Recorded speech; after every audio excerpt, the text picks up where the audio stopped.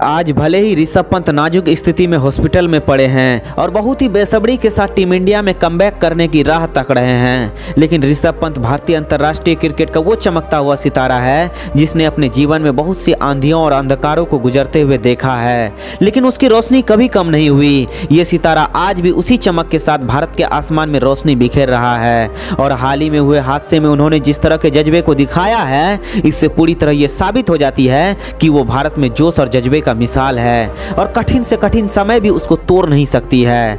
आखिर ऋषभ पंत में कहां से आई इतनी हिम्मत और कैसे बना वो टीम इंडिया का सुपरस्टार, आज हम जानेंगे इन सारी बातों को अपने एक अलग अंदाज में। नमस्कार, आप देख रहे हैं क्रिकेट डॉक्यूमेंट्री विद अर्जुन के एक स्पेशल एपिसोड, कहानी ऋषभ पंत के संघर्ष की। 4 अक्टूबर 1997 यही वो दिन होता है जब उत्तराखंड के रुड़की शहर में पिता राजेंद्र पंत और मां सरोज के घर में दूसरी संतान का जन्म हुआ जिसका नाम ऋषभ रखा गया। जब ये 5 साल के हुए तब इसका दाखिला देहरादून के पब्लिक स्कूल में करा दिया गया। पंत के पिता भी यूनिवर्सिटी लेवल तक क्रिकेट खेल चुके थे, वो भी पंत के तरह ही शानदार खिलाड़ी थे, लेकिन उसको घर से सपोर्ट नहीं मिलने के कारण वो क्रिकेट को कैरियर नहीं बना पाए। लेकिन अब वो अपने बेटे में ही अपने आप को देखने लगे थे और ऋषभ पंत को भी क्रिकेट में काफी रुचि आने लगी थी। उसके पिता अब पंत के सपने को पूरा करने में लग जाते हैं, खुद वो पंत को रोज प्रैक्टिस कराने लगते हैं। इस बीच वो पंत की पढ़ाई भी रुकने नहीं देते हैं। पंत का खेल भी अब धीरे धीरे इम्प्रूव होते जा रहा था, लेकिन तभी उसके पिता को एक आभास होती है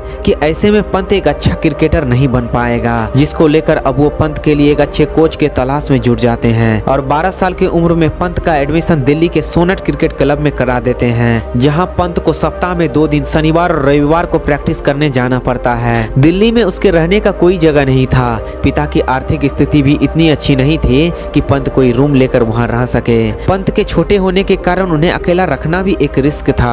सिचुएशन ऐसी बनी कि मां को ही अब पंत के साथ रहना पड़ा। वह अब हर शनिवार और रविवार के सुबह पंत को मैदान में छोड़ जाती थी, शाम में उसको लेने भी आ जाती थी। उस समय को याद करते हुए एक इंटरव्यू में पंत कहते हैं कि प्रैक्टिस के बाद बचे हुए समय को वे लोग गुरुद्वारा में ही बिताते थे, वहीं लंगर में वे दोनों खा भी लेते थे। माँ को क्रिकेट में कोई दिलचस्पी नहीं थी, इसलिए वो मुझे मैदान में छोड़कर गुरुद्वारा में सेवा करने चली जाती थी। इस तरह पंत ने दिल्ली में कई दिन बिताए, जहां कोच तारक सिन्हा की निगरानी में उनके खेल में काफी सुधार आने लगा था। यहीं पर पंत पहली बार आशीष नेहरा से मिले थे। उसके कोच तारक सिन्हा कहते हैं कि आशीष नेहरा जब सोनेट क्रिकेट क्लब में आए थे तब उन्होंने पंत को पहली बार देखते ही कह दिया था ये लड़का एक दिन बड़ा क्रिकेटर बनेगा। ऋषभ अपने स्कूल टाइम से ही एक आक्रामक बल्लेबाज हैं, क्योंकि स्कूल लेवल में 10 से 15 ओवर के ही मैच होते थे, जिसमें पंत को बल्लेबाजी करने का बहुत मौका नहीं मिलता था। इसलिए उन्होंने तेज खेलने का शैली अपनाया और आगे चलकर यही शैली उसका हुनर बन गया। लेकिन वहाँ कंपटीशन अधिक था, जिसको लेकर कोच तारक सिन्हा ने उससे कहा कि तुम्हें खेल को सुधारने के लिए राजस्थान चले जाना चाहिए, वहाँ तुम्हें खेलने के अधिक मौके मिलेंगे और तुम खेल पर अधिक ध्यान दे पाओगे। पंत कोच के बातों को मानते हुए राजस्थान चले जाते हैं, वहाँ उसका प्रदर्शन भी अच्छा होता है, लेकिन वो दूसरे राज्य से आया हुआ खिलाड़ी था, जिसको लेकर उन्हें काफी भेदभाव का भी सामना करना पड़ता है। राजस्थान में पंत को खेलने के मौके काफी कम मिलते थे और जब ये सब बातें बढ़ने लगी तो वो अपना कैरियर बचाने के लिए एक बार फिर दिल्ली वापस लौट गए और अपनी सारी बात कोच तारक सिन्हा को बताई। तब कोच ने कहा अब तुम यहीं से अपना कैरियर बनाओगे। अब पंत दिल्ली के अंडर 19 टीम में हिस्सा लिया और असम के खिलाफ पहली पारी में 35 और दूसरी पारी में 150 रनों की ताबड़तोड़ पारी खेली और यही इनिंग्स उसके कैरियर का टर्निंग पॉइंट बना, क्योंकि अब यहाँ से लोग पंत को जानने लगे थे। अब आता है साल 2016 जब पंत को भारत के अंडर 19 टीम में शामिल किया जाता है। वहां उसको कोच राहुल द्रविड़ के अंदर खेलने का मौका मिलता है और वो यहाँ भी अपना जौहर दिखाते हुए अंडर 19 टीम में भारत की तरफ से खेलते हुए नेपाल के खिलाफ मात्र 18 गेंदों में ही शानदार अर्धशतक ठोक देते हैं, जो कि आज भी अंडर 19 लेवल पर किसी भी बल्लेबाज द्वारा सबसे तेज अर्धशतक है। और 22 अक्टूबर साल 2015 को पंत रणजी ट्रॉफी में डेब्यू करते हैं। उसके कुछ दिनों बाद ही वो विजय हजारे ट्रॉफी में भी डेब्यू कर जाते हैं। हैं। अपने दूसरे रणजी ट्रॉफी सीजन में ही वो दिल्ली की तरफ से खेलते हुए महाराष्ट्र के खिलाफ कुछ ऐसा कर जाते हैं जिसके बारे में किसी ने सोचा भी नहीं होता है, क्योंकि वो अपने एक ही पारी में 300 रन ठोकने वाले सबसे युवा बल्लेबाजों के लिस्ट में शामिल हो जाते हैं। और वो यही नहीं रुकते हैं बल्कि उसी सीजन में झारखंड के खिलाफ मात्र 48 गेंदों में शतक ठोककर सबको चौंका देते हैं। यहाँ से अब सबकी नजर पंत की ओर ही जा रही थी, क्योंकि उसके शॉट्स को देखकर सभी मंत्रमुग्ध हो जाते थे। अब भी पंत की वो पारी को कोई भी नहीं भुला सकता है जब पंत ने अंडर 19 वर्ल्ड कप में शानदार शतक लगाकर भारत को सेमीफाइनल तक पहुंचाया था। यहाँ भले ही भारत अंडर 19 वर्ल्ड कप नहीं जीत पाई थी, लेकिन भारतीय क्रिकेट को एक हीरा जरूर मिल गया था।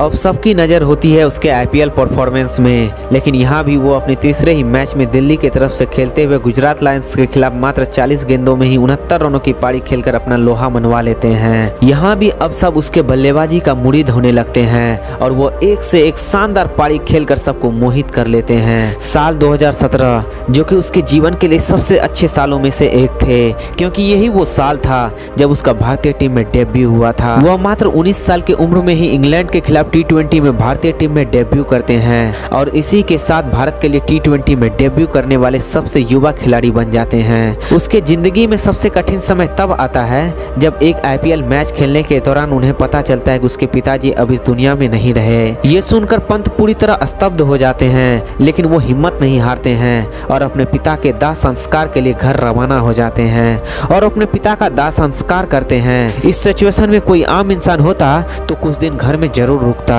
लेकिन वो नहीं रुके बल्कि अगले ही मैच खेलने के लिए रवाना हो गए। उसका अगला मैच बेंगलोर के खिलाफ था, जिसमें उन्होंने अपने सारे गम को भुलाते हुए एक शानदार अर्धशतकीय पारी खेली। एक बार फिर से दुनिया को सचिन और विराट की कहानी दोहराती हुई दिख रही थी। पंत भी अब उस महान खिलाड़ी के बलिदानों के लिस्ट में शामिल हो चुके थे जिसने क्रिकेट के लिए सब कुछ त्यागा है। अब साल आता है 2018 जब पंत का टेस्ट टीम में भी डेब्यू हो जाता है और पंत अपने पहले ही टेस्ट मैच के पारी की शुरुआत शानदार छक्का लगाकर करता है और भारत की तरफ से वो ऐसा करने वाला पहला खिलाड़ी बन जाता है। वो अब यही नहीं रुके बल्कि 11 सितंबर 2018 को अपना टेस्ट सेंचुरी भी लगा दिया और इस तरह से वो भारत के पहले विकेटकीपर बल्लेबाज बने जिन्होंने इंग्लैंड के खिलाफ इंग्लैंड में ही टेस्ट शतक जड़ा हो। अब यहाँ से पहली बार सबको यह एहसास होने लगा था कि एक पंत ही है जो MS धोनी की कमी को पूरा कर सकता है और अब उसका वनडे में भी डेब्यू हो जाता है। अब यहाँ से वो अपने परफॉर्मेंस से पूरी दुनिया को अपनी तरफ आकर्षित करना शुरू कर देते हैं, जिसमें वो ऑस्ट्रेलिया के खिलाफ एक ही टेस्ट मैच में 11 कैच पकड़ने का अजीबोगरीब कारनामा कर देते हैं। अब पंत के लिए सब कुछ अच्छा हो रहा था, लेकिन धोनी के संन्यास लेने के बाद अचानक उसे क्रिटिसिज्म का सामना करना पड़ा, क्योंकि अचानक उसके परफॉर्मेंस में गिरावट आ गई थी। अब इससे जब भी कोई गलती होती थी तो तुरंत ही सोशल मीडिया में धोनी और पंत के कंपैरिजन की पोस्ट वायरल होने लगती थी, जिसका परिणाम ये हुआ कि उसके आईपीएल के परफॉर्मेंस में भी गिरावट आ गई। उसके कैरियर में पहली बार ऐसा हुआ जब उसको भारतीय टीम के परमानेंट खिलाड़ी के रूप में नहीं देखा जाने लगा और वो लगातार टीम से अंदर बाहर होने लगे। धोनी के रिप्लेसमेंट की आकांक्षाओं ने अब तक उसको पूरी तरह अंदर से तोड़ दिया था, लेकिन फिर भी उन्होंने हार नहीं मानी बल्कि डटे रहे।